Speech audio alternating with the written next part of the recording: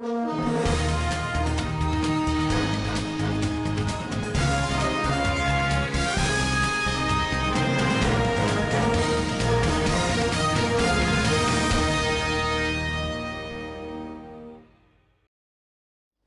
donc je suis Mohamedou Lamine Seck.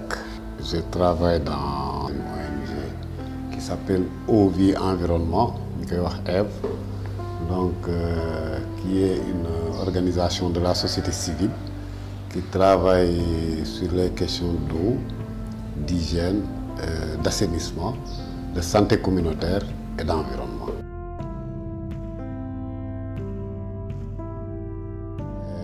Je pense que l'État fait beaucoup d'efforts, il faut le reconnaître, mais il y a quand même une grosse faiblesse dans la politique de gestion des inondations, c'est le manque d'anticipation dans les situations qui sont à l'origine des inondations. Je veux dire que, par exemple, souvent l'État fait beaucoup plus des interventions lorsqu'il y a les inondations, au lieu de mettre en place un certain nombre de dispositifs qui permettrait éventuellement, à défaut de pouvoir peut-être anticiper sur la survenance des inondations, au moins réduire les impacts négatifs des inondations. Mais la plupart du temps, c'est lorsque les inondations arrivent qu'on voit beaucoup plus l'État au devant, alors qu'il y a des possibilités d'anticiper sur ce qui se passe sur les inondations.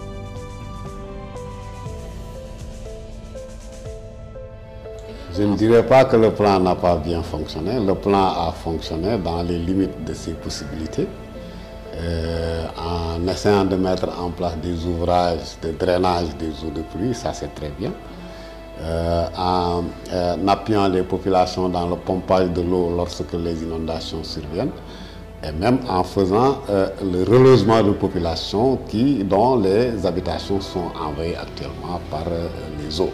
Je pense que de ce point de vue-là, le plan a fait beaucoup d'efforts, beaucoup d'argent a été dépensé et on ne peut pas dire que c'est nul, c'est bien, mais il y a encore des choses à faire.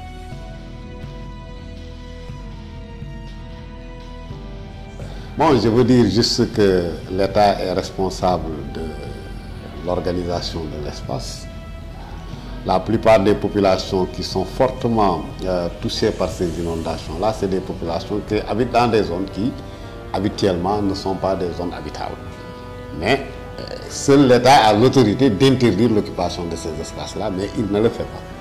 Il laisse les gens construire, habiter, et quand arrivent les inondations, on essaie de les secourir. L'idée, c'est de faire en sorte que ces zones ne soient pas occupées. C'est ce qu'on appelle les zones non aedificantes. Si vous regardez l'espace de Kermassar, Pikine, Guédiawaye, il y a des bas-fonds. Il y a des zones qui étaient d'anciennes rivières, d'anciens marigots, et l'État a vu les gens remblayer pour construire. L'autre chose aussi, c'est dans la construction des infrastructures.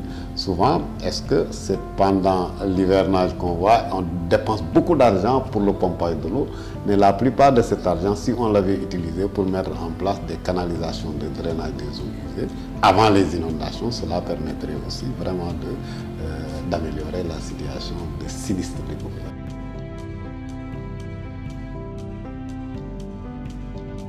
Les plans sont nécessaires parce que les plans Orsec, on ne les met en œuvre que lorsqu'il y a des sinistres. Donc c'est des plans de secours. Donc on est en train de secourir des populations qui sont déjà sinistrées. Ce plan-là est nécessaire parce que sans le plan Orsec, les catastrophes sont beaucoup plus graves. Mais l'idée c'est l'ampleur de l'intervention de ces plans Orsec-là, on pouvait les réduire un peu en mettant un peu le focus pour moi sur la construction des infrastructures, la surveillance de l'occupation de l'espace, mais surtout, il y a déjà que des infrastructures sont construites dans le cadre même du plan décennal des inondations, mais le problème c'est que ces infrastructures ne font pas l'objet de maintenance, on ne les suit pas. Si vous connaissez très bien Pikine ou Guédiawaye, vous allez voir des canalisations qui sont construites pour le drainage des eaux de pluie, mais vous allez trouver des ordures dans ces canalisations-là parce que personne ne surveille et personne n'est chargé de la maintenance.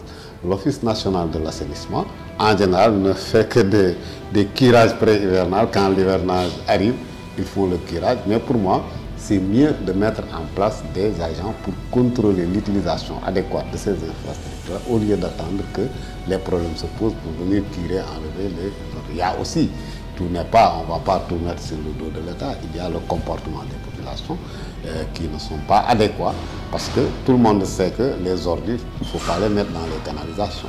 Mais là aussi, il y a un effort à faire. Mais il n'y a que l'État qui peut faire cet effort-là. Bien sûr, il y a les OSC, les ONG, les organisations de la société civile. Nous faisons beaucoup de formation, beaucoup de sensibilisation pour un peu influer le comportement des populations vis-à-vis de leur cadre de vie. Mais là aussi, ça ne suffit pas.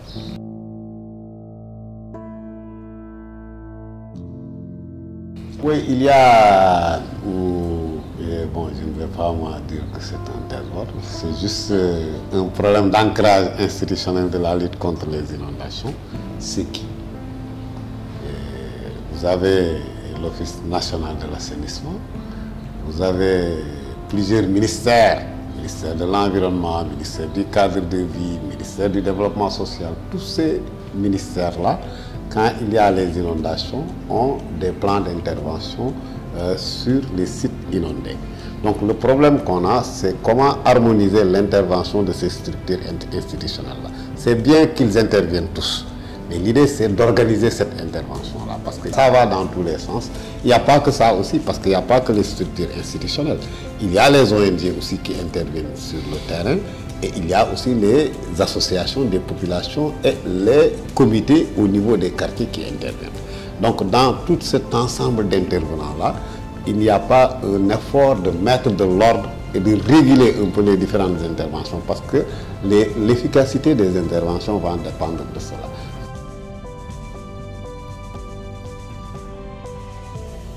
Mais sur Keur Massar, je pense que l'État devra prendre le taureau par les cornes. Il faut accepter de réaménager l'espace et ça suppose qu'on déplace des populations, qu'on enlève des maisons, qu'on mette des riels et qu'on construise aussi des canalisations de drainage des eaux usées. Pas des interventions ponctuelles quand il y a les inondations, mais c'est pendant qu'on n'est pas du tout en hivernage qu'il faut mettre ces infrastructures-là. Mais ça nécessite aussi que l'État discute avec les populations. Ce n'est pas des décisions faciles à prendre, mais si les populations comprennent que tout ce qui se fait là, c'est pour leur bien, je pense que déjà il y a un très bon paquet de sensibilisation qu'il faut faire.